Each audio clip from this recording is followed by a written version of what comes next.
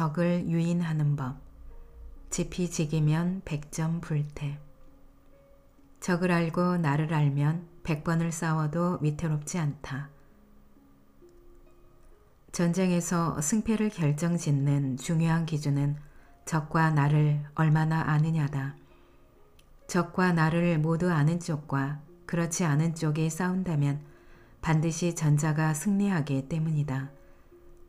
그렇다면 양쪽 모두 적과 나를 잘 알고 있다면 누가 승리할까? 이는 쉽게 대답하기 곤란한 질문이다. 이 이야기는 삼국지 연의 100회 촉하는 조진의 진체를 무너뜨리고 진법 대결에서 사마이를 누르다에 나온다. 가을 장마가 끝나가는데도 여전히 하늘이 맑아질 기미를 보이지 않자 제갈량은 대군에게 적파에 주둔하라고 명한다. 그러고는 장막을 열어젖히고 장수들을 모두 모아 말했다. 위군은 틀림없이 물러갈 것이며 조진과 사마이에게 회군하라는 조서가 내려졌을 것이다.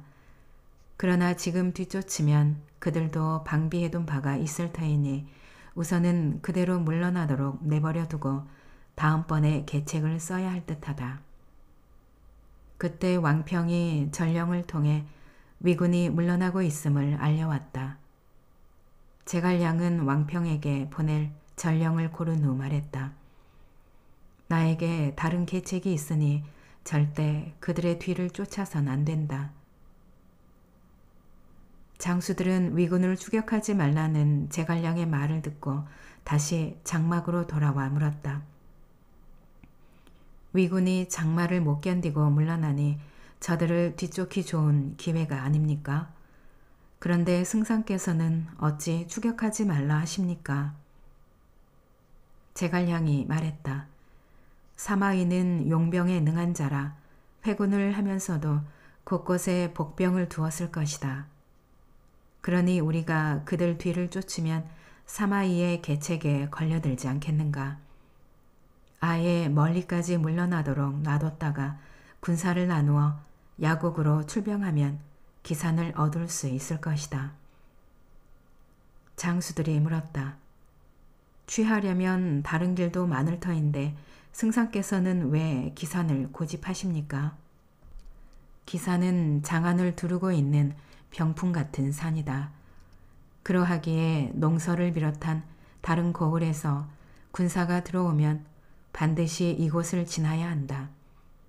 또 기산은 앞으로는 위수가 흐르고 뒤로는 야곡에 기대어 있으니 오른쪽으로 들어가 왼쪽으로 나올 수도 있고 군사를 매복할 수도 있어 병법을 펼치기에 아주 좋다.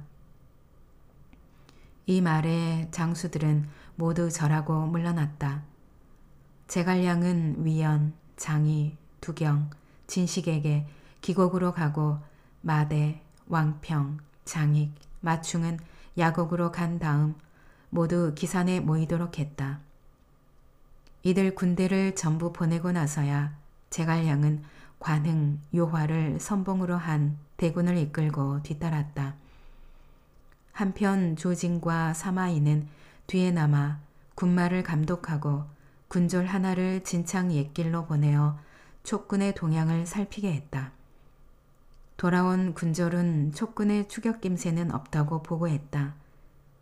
며칠 뒤 후방에 매복했던 군사들 또한 돌아와 촉군에게는 아무런 움직임이 없다고 보고했다. 조진이 말했다. 가을 장마가 계속된 데다 잔도마저 끊겼는데 촉군이 무슨 수로 우리를 쫓아오겠습니까? 우리가 퇴각하는 줄도 모를 텐데요. 사마이가 말했다. 아니요. 촉군은 반드시 우리 뒤를 쫓아올 것이요. 어째서 그렇습니까? 요즘 날씨가 꽤 개었는데도 촉군은 우리를 뒤쫓지 않았소. 왜 그런지 아시오? 바로 매복이 있을 거라 생각했기 때문이요. 그들은 우리가 좀 더 멀리 물러나기를 기다렸다가 기산을 취하려 할 겁니다. 미심쩍은 표정을 짓는 조진에게 사마이가 말했다. 어찌 내 말을 못 믿으시오? 제갈량은 필시 기곡과 야곡으로 진군에 들어올 것이오. 그대와 내가 각각 한 곳씩 맡아 열흘간 지켜봅시다. 그 안에 촉군이 나타나지 않으면 내 얼굴에 붉은 분을 바르고 여인의 옷을 입고 군영에 엎드려 죄를 받으리다. 만일 촉군이 나타난다면 황제께 받은 옥대와 어마를 장군께 드리겠소. 그렇게 두 사람은 군대를 둘러 나누었는데 조지는 기산 서쪽의 야곡 어귀를 지키고 사마이는 기산 동쪽의 기곡 어귀에 군대를 주둔시켰다. 진체를 세운 후 사마이는 군사 한 무리를 계곡에 매복시키고 나머지 군사들을 여러 요충지에 배치했다. 그는 자신 또한 옷을 갈아입고 다른 군사들 사이에 섞여 진체들을 두루 둘러보았다. 한 진체 앞에 이르렀을 때였다. 편장 하나가 하늘을 올려다보며 원망했다. 장마가 그렇게 오래가도록 회군할 생각을 안 하더니 이제는 또 이런데 진체를 세워놓고 자기들끼리 내기를 한단 말인가. 이게 무슨 고생이란 말이냐. 이 말을 들은 사마이는 즉시 자신의 장막으로 돌아온 뒤 여러 장수를 모아놓고 그 편장을 꾸짖으며 말했다. 조정에서 1000일 동안 군사를 기리는 것은 필요할 때 유용하게 쓰기 위함인데 내 어찌 원망의 말을 늘어놓으며 군심을 어지럽히느냐. 그러나 편장은 그런 일이 없었노라고 발뺌했다. 사마이가 그의 곁에 있던 동료 군사를 불러내자 편장은 그제야 고개를 숙이며 말을 잇지 못했다. 사마이가 말을 이었다. 나는 지금 내기를 하는 게 아니다. 나 또한 촉군을 물리쳐 그대들과 함께 공을 세우고 조정으로 돌아갈 생각뿐이다. 그런데 너는 어찌하여 함부로 원망의 말을 내뱉는 것이냐. 그는 다른 군사에게 편장을 참수하라고 명한 후 말을 이었다. 그대들은 있는 힘을 다해 촉군을 막고 우리 중군이 포성을 올리거든 사면에서 일제히 진격하라. 장수들은 명을 받고 물러났다.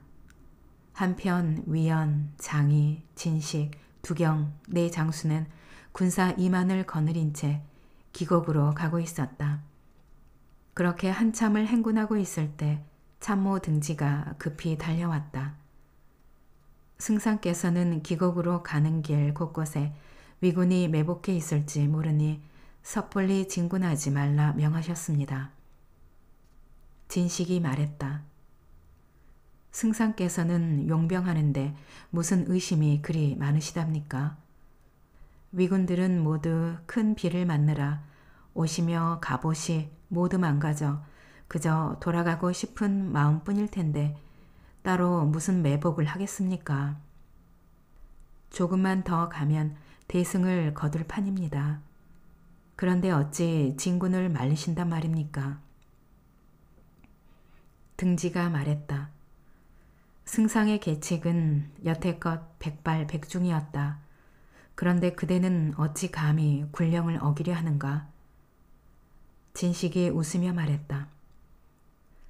승상의 지모가 그리 훌륭하시다면 가정을 잃지도 않았을 겁니다. 위연도 지난날 제갈량이 자신의 계책에 따라주지 않았던 일을 떠올리고는 웃으며 말했다. 그때 승상께서 내 말을 들으셨다면 진즉 자오곡을 빠져나와 지금쯤은 장안의 낙양까지 얻었을 겁니다. 그런데 이제 와서 기산으로 가겠다니요. 게다가 이미 우리에게 진군하라 명하지 않으셨습니까? 그런데 이제는 진군하지 말라니요. 진식이 말했다. 나는 군사 5천을 이끌고 기곡을 지나 기산에 먼저 도착해 진을 치겠수다. 그런 다음 승상의 얼굴이 어떻게 변하는지 꼭 보아야겠소. 등지가 거듭 만류했음에도 진식은 기어이 군사 5천을 이끌고 기곡으로 갔다. 등지는 이 소식을 제갈량에게 알렸다. 한편 진식은 몇 리도 채 못 가서 포성 소리를 듣게 되었다. 그 순간 사방에서 복병이 달려들었다.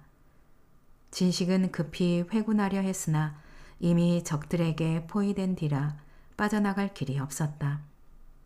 그때 또 한 번 포성이 울리더니 군사 한 무리가 들이닥쳤다. 위연의 군대였다. 위연은 진식을 구해 산골짜기로 간신히 빠져나왔으나 5천이었던 군사는 500 남짓으로 줄었고 그마저도 대부분은 부상당한 상태였다. 계속 위군에 몰렸지만 마침 두경과 장의가 합세한 덕분에 적군을 쫓아낼 수 있었다. 진식과 위연은 모두 제갈량의 계책에 탄복하며 자신들의 어리석음을 후회했다. 지대학 해설. 적과 나를 알고 있는 쪽과 그렇지 않은 쪽에 전쟁을 한다면 결과는 뻔하다. 그러나 양쪽 모두 자신과 상대를 잘 알고 있다면 그 전쟁의 결과는 쉽게 예측할 수 없다. 이는 바둑을 둘 때와 비슷하다. 어느 한쪽이 고수이면 승부가 뻔하지만 양쪽 모두 고수이면 한 수 한 수 들 때마다 다음 수를 예측할 수 없기 때문이다. 예컨대 한쪽이 상대의 수를 짐작하고 바둑돌을 내려놓으면 상대는 예상을 벗어나는 새로운 수로 판세를 뒤흔든다. 흔히 전쟁을 일컬어 변화무쌍한 게임이라고 한다. 어느 한쪽이 일방적으로 벌이는 싸움이 아니라 양쪽 모두 계책을 세우고 진을 벌이기 때문이다. 어느 쪽이든 조급하게 승리를 거머쥐려 했다가는 패배할 수 있고 패배할 줄 알았다가도 승리할 수 있다. 전쟁은 복잡할 뿐더러 냉엄하다. 생과 사를 가르는 싸움 앞에서는 서로 한 발짝도 물러날 수 없기에 더욱 치명적인 위험이 도사리게 마련이다. 앞의 이야기는 백전불태를 위한 지피지기의 중요성을 잘 보여줄 뿐 아니라 경쟁 사회를 살아가는 현대인에게도 좋은 귀감이 된다.